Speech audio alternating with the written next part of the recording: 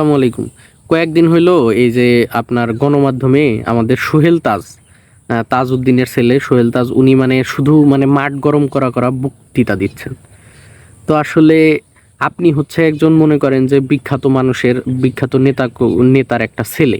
আপনি আপনার দায়িত্বশীল জায়গা থেকে আপনি যেসব বক্তব্য দিচ্ছেন, আপনি বলতেছেন যে আওয়ামী লীগকে এই করতে হবে, আওয়ামী লীগকে পুরোপুরি শুদ্ধ করতে হবে, তারপরে যদি আমার হাতে ক্ষমতা দেয় তাহলে আমি ক্ষমতাটা নেব কিনা ভাবতে পারি। আপনার আসলে কি মনে হয় যে আপনাকে আওয়ামী লীগে যে পরিশুদ্ধ করবে, পরিশুদ্ধ কইরা আপনাকে মানে একদম কলা মনে করেন মুখের মধ্যে আপনাকে ঢুকিয়ে দিবে আর আপনি রাজনীতি করা শুরু করে দিবেন? আর আপনার যে বর্তমান পরিস্থিতি, আপনার মনে হয় যে আওয়ামী লীগের প্রতি এতটাই ক্ষোভ, মানে আপনি শেখ হাসিনা পরিবারের প্রতি আপনার এতটাই ক্ষোভ? আসলে ক্ষোভ থাকাটা স্বাভাবিক, কারণ আপনার বাবা একজন মহান মানুষ ছিলেন। বঙ্গবন্ধুকে হয়তো, বঙ্গবন্ধু যেরকম নেতা ছিলেন তার সমপর্যায়ের নেতাই ছিলেন।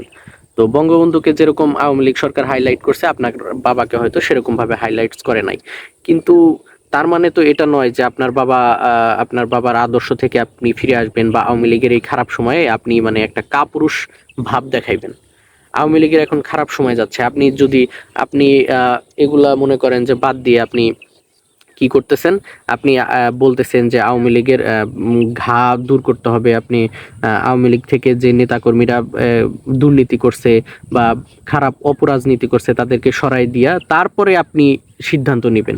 আসলে এই কথাগুলা না মানে ওই যে ৩-৪ বছরের শিশু আছে না, তাদের ক্ষেত্রে মানে ব্যবহার করা যায় যে সবকিছু তৈরি কইরা দুধ দিয়া কলা দিয়া ভাত মাখায়া তারপরে শুধু মুখে টপ টপ কইরা দিবে।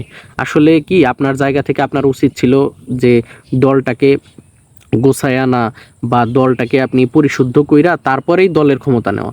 কিন্তু আপনি মানে আওয়ামী লীগের বিরুদ্ধে নানান মানে তথ্য ছড়াচ্ছেন, বিভিন্ন অপতথ্য ছড়াচ্ছেন যার কোনো ভিত্তি নাই। এগুলো তো আসলে কাম্য না। আপনি একটা দায়িত্বশীল জায়গা থেকে, আপনার বাবা এত বড় নেতা ছিল আর আপনি এইসব মনে করেন, আপনি এই যে যেদিন থেকে বডি বিল্ডার শুরু করছেন, যত জিম করতেছেন, যত বডি ফুলাইতেছেন, আপনার মনে করেন যে তত আপনার শুধু মাথায় গোবর ঢুকতেছে, মানে মাথায় আপনার কিছু থাকতেছে না। কয়েকদিন পর পরই আপনি খালি বোমা ফাটাইতেছেন। তো আসলে আহ, আপনি যে রাজনীতিটা করেন, আপনি তো এখন আওয়ামী লীগেরও রাজনীতি করেন না, কোনো দলেরও রাজনীতি করেন না। আহ, এই আসলে মানুষ কি, যেই মানুষটা মনে করেন বেশি ভালোবাসে বা যে শাসন করে সেই কিন্তু ভালোবাসার ক্ষমতাটা রাখে। তো আপনি তো এই দলের কোনো কালেই আপনি ছিলেন না।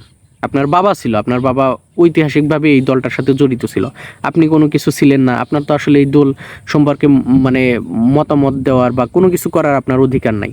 আপনার যদি এতটাই সৎ উদ্দেশ্য থাকতো তাহলে আপনি এই দলটাকে ভালোবাসতেন, যদি বা আপনার বাবার যদি সম্মান রক্ষা করতে চাইতেন তাহলে আপনি এই দলটাকে মনে করেন পরিশুদ্ধ করতেন বা দেশের মধ্যে আহ, এই আপনার মত নিতেন, জনগণের মত নিতেন বা দলকে পুঞ্জীভূত করার চেষ্টা করতেন, করে তারপরেই আপনি, আপনাকে এমনি মানুষ ভালোবাসাই আপনাকে সামনে নিয়ে আসবে।